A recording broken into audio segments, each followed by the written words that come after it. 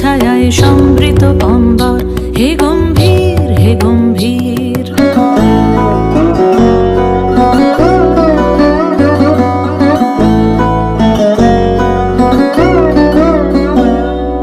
দহন শয়নে তপ্ত ধরণী পড়েছিল পিপাসার দাগ, পাঠালে তাহারে ইন্দ্রলোকের অমৃত বাণীর বার্তা। দহন শয়নে তপ্ত ধরণী পড়েছিল পিপাসার দাগ,